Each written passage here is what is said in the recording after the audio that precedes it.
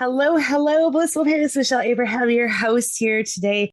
Oh my gosh, you guys, I'm bringing you another great interview. Today, I've got Cori Javid with me today. Hi, Cori. How are you? Hi. I'm really well, thank you. Awesome. Well, so excited to have you here. You guys, let me tell you a little bit more about Cori. Cori is the money mindset expert for mothers and success coach to women with kids and businesses all over the world, supporting women in becoming financially empowered and feeling limitless. Yes. So, Cori, Yes. super excited to have you. My goodness, that sounds I'm excited to be here. amazing. Yeah, You're also a podcaster. So, I tell us a little am. bit about your podcast. Yeah, it's called the Limitless Mother podcast, and it's where we remove the limits, essentially. So if you're a mother and a business owner and you're done with playing small, feeling stuck, struggling, it's the place to tune in, listen, up level. Yes, that sounds amazing. And so, because your background is in financial support for women and business and moms, you probably get to see both sides of the coin. Like, so Mhm. helping the women untangle their money mindset issues. Mm, And how often do you find that that comes from their childhood, money conditioning things? Pretty much exclusively all of the time. All right. So that gives you a really unique perspective then when we're going to talk about like how, money habits maybe in our kids, like how can we help our kids Mm, not be those parents that we have to untangle all their mindset stuff later on in life. mm. I know myself coming from parents that kind of struggled financially, had some debts and some bankruptcies and things like that. I know I've had to work really hard to Yeah. untangle those to make sure that I do not have those in my business as well. So, Yes. oh my gosh, let's Yeah, and just, oh yeah, actually, go can I ahead. just Yeah, interrupt quickly there as well? Because please. the parent that how we were raised, what we saw, what we witnessed, particularly before the age of 7, is like it's like a known thing that it really impacts us, and then growing up from there further. But actually, the other thing that I just think is really worth mentioning for parents who are listening is the other impact that I see on money mindset in particular, outside of childhood, is actually in a weird way parenthood. And I say that because parenthood is a gift. We all know this, right? And yet society has such stories for us around what it means to be a parent, and particularly as a mother, and earn money. We're presented with this idea that we have to choose. And so that also takes then a double hit often on women's money mindsets. So it's kind of like a double whammy. So I'm here to undo all of it. We gotta unwind all those. So where do we start Yeah. first? With the childhood issues that we've Yeah, got let's going start with childhood. Yeah, let's do it. on? Awesome. What are some common things that you see that have to be unwound? Yeah, so I see really typically like there can be like there's a couple of themes that I see. One is that an experience of hardship or lack, being brought up in the environment of lack and scarcity. Sometimes that's not actually the reality if you can reflect back as an adult, but there was an environment or a feeling or a belief that there was not enough. And that really can ingrain itself in our psyche and our psychology and be showing up and just creating expectation that keeps playing out in life. So I see that side of things as quite prevalent. And then also frequently seeing either somebody when we were growing up, maybe in the family or outside of the family, who had success and there was some kind of perceived consequence that was negative. So maybe the successful person in the family was not the most loved, or was, painted as greedy, or perhaps the person got really successful and then went bankrupt and it all went away. So there's quite often quite big things that happen as well, like a significant incident or person. It could be someone really close to us, but it could be somebody, that we just heard our parents talking about a lot. But also it's just that general feeling and vibe around money in the home. And in particular, I think one thing that our generation often were subject to is just not enough open conversations about money. Money was a taboo subject. And when something's a taboo subject, it makes it feel off limits, something that's a little bit unseemly, something we shouldn't really desire too much. And it just creates this whole negative wrapper for money for us. Right. Now, is there a balance? Like, can parents also share too much about Mm-hmm. money issues? Like, is that also a thing?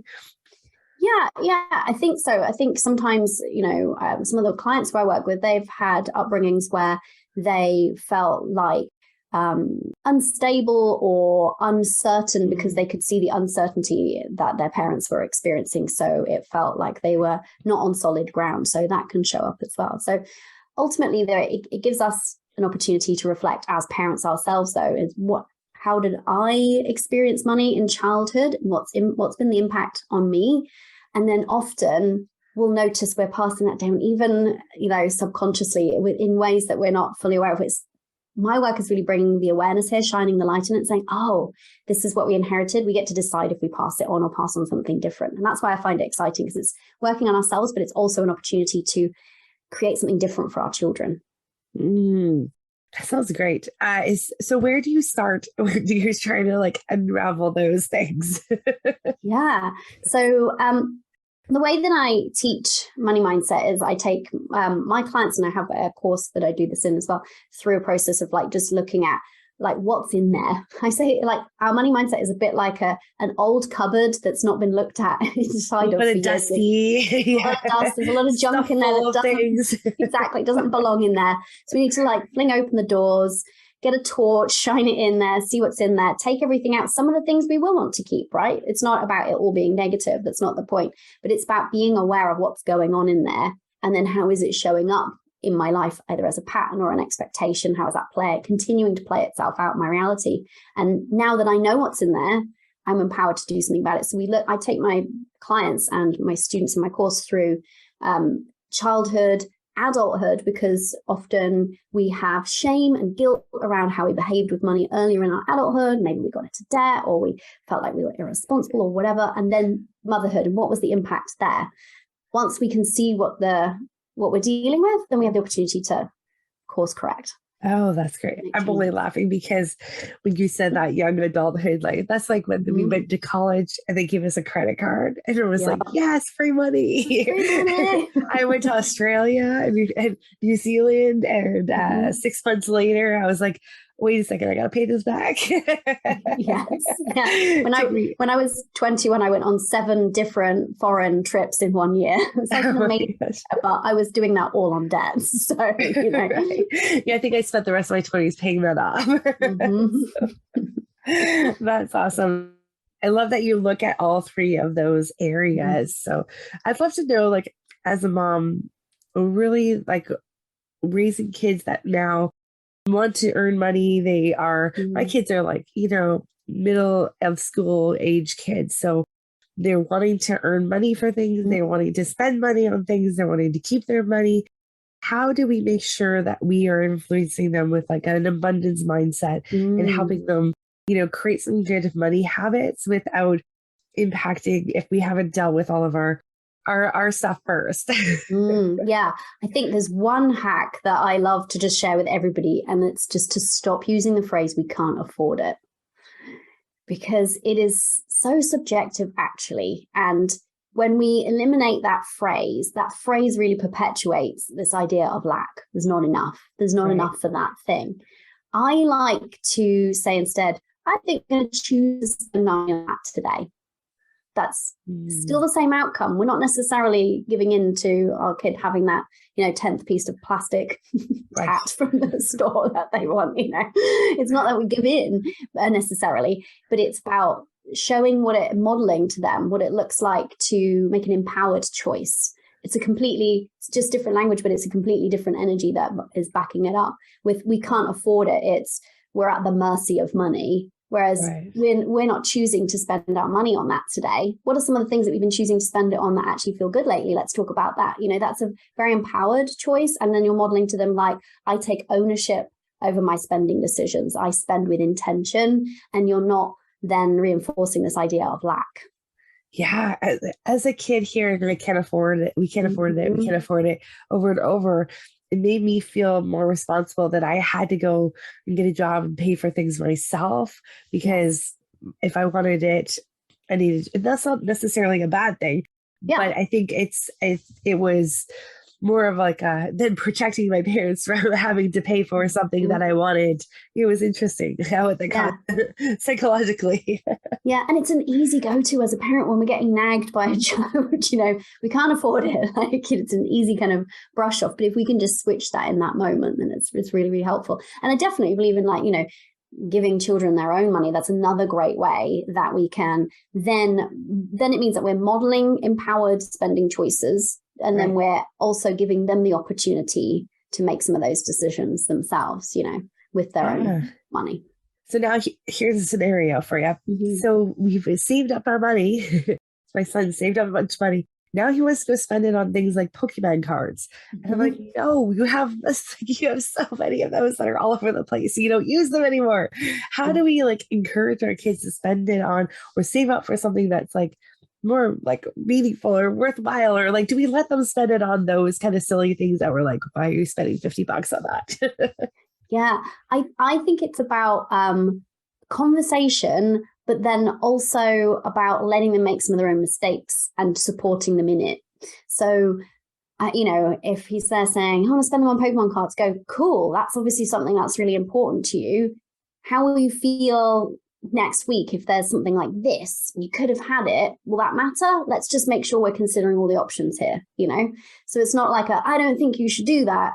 It's cool, I hear you. Should we look at some other options and then you get to decide, so that you're just kind of like giving them a bit of a view of what the choices are. But then ultimately, I think if we can see that they're going to do something and then regret it, sometimes that's a good thing because they get to learn that, and then if we're having a conversation with them around money, which, like I said, I don't think many of us had parents who were as kind of conscious around wealth and abundance as we get to be at this point.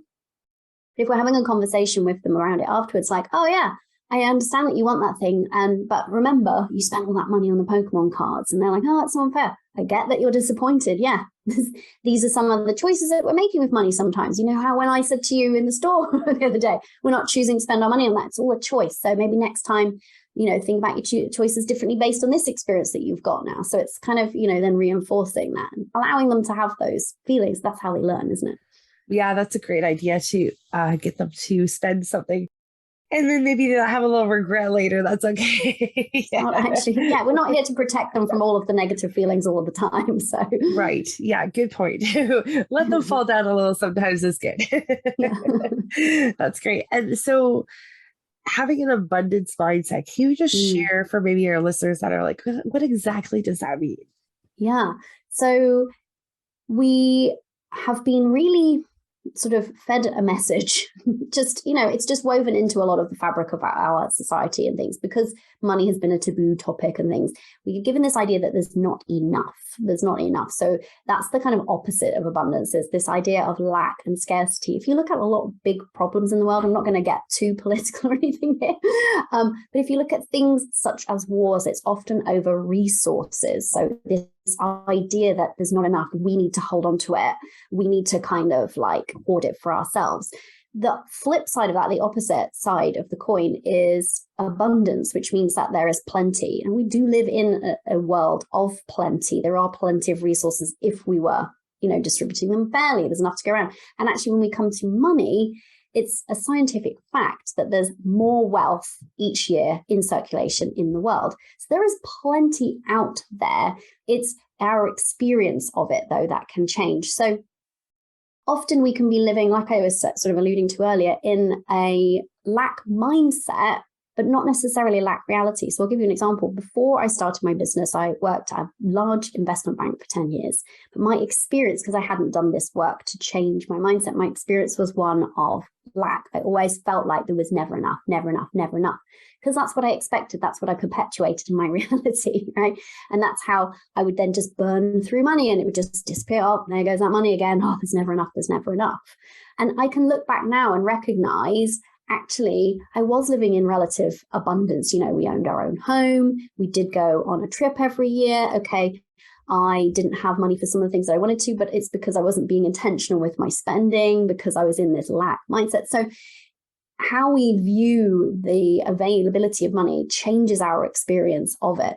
And the thing that I find so exciting about doing this work as a parent is then we get to model that abundance mindset to our children. So not using phrases like we can't afford it, which is a lack rooted, but being like, we have choice. There is always more money coming to us, because this is actually the reality is, it's very, very rare in, our kind of developed countries that we live in that we are living in actual genuine lack. We're all, a lot of us here, a lot of listeners, be living in luxury to many people. So being aware of that, being appreciative of that, and then passing on that, there's plenty to go around. There's plenty for us and there's plenty for everyone else.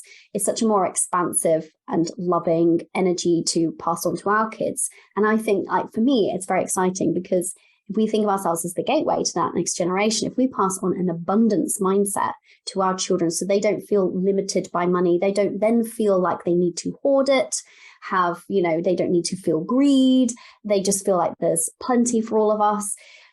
That could change literally the face of society if we raised enough children in an abundance mindset. And that's what's so exciting to me. Ooh, that's really cool. I love it. And I love the work that you do with the parents too, because I think, well, obviously being a mom in business, it's been not the norm, right? And it's not been in especially with old conditioning, like you got to work hard to make more money, right?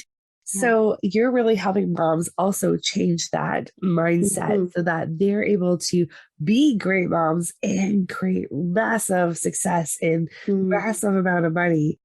So can you share a little bit of those tips with us too? I think we probably have a lot of moms who are entrepreneurs that are listening that, maybe feel like it's either be a successful mom or be a success in business, but can't necessarily do both at the same time, or it's too hard to do both, or we don't have enough time to make a lot of money because we only have a limited amount of time because we're a mom.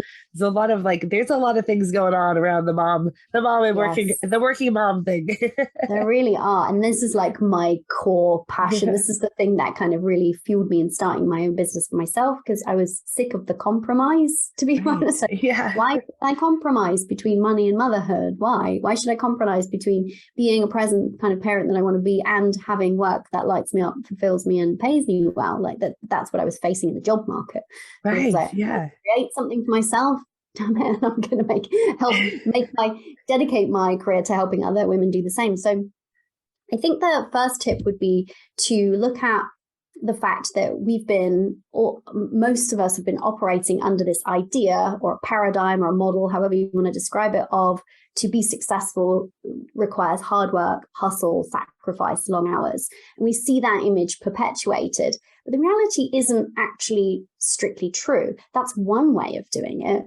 But there are so many people out there as examples that you can find who, even like CEOs of big successful companies who aren't actually working that many hours. They're just working smart, not hard. And if you look at some of the richest people in the world, they're not the ones working the hardest.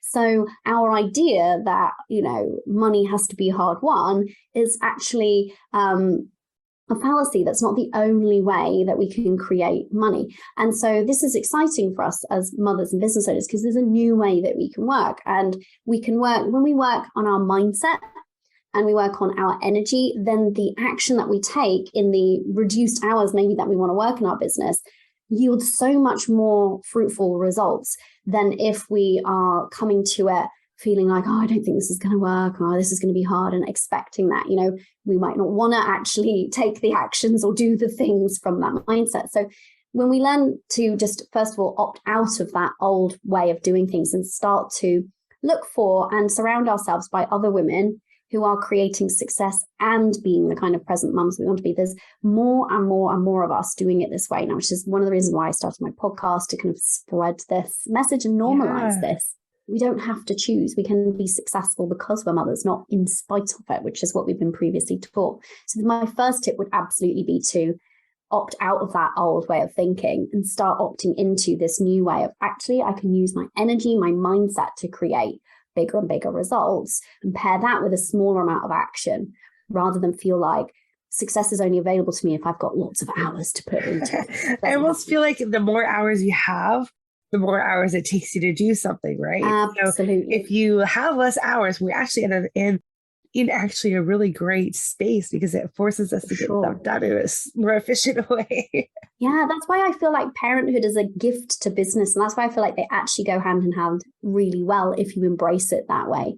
So if I feel like one of the reasons why I have such a sustainable business that's just such a joy to run is because my non-negotiable from the outset was, back then, I'm not working any more than 25 hours a week. Now I work maximum 20. During the pandemic, it was like 16. And my business has only ever grown. So my point being like that it forced me to make better decisions for my business because I couldn't be baggy with my time. I had to be more intentional, and I've got a better business as a result. So if we embrace this, we've got so much more opportunity then as mothers or other parents and business owners. We get to create really cool, really sustainable businesses that serve us rather than us holding it up. Yeah, I love that. And it's just so inspiring that it's possible, right? I think that's the message you really want to convey out there. It's this limitless possibility of success when you are super efficient and how that. I love that your business has grown no matter how much time you have dedicated to it. That's great. Yeah. Is there another tip that you have for us too? For creating money and success without spending a ton of time. Yeah, be around people who are doing it. Be in community, specifically like close proximity to people who are doing it, and people who will hold the belief with you as well. Because like you said, being a parent and a business owner isn't yet the norm.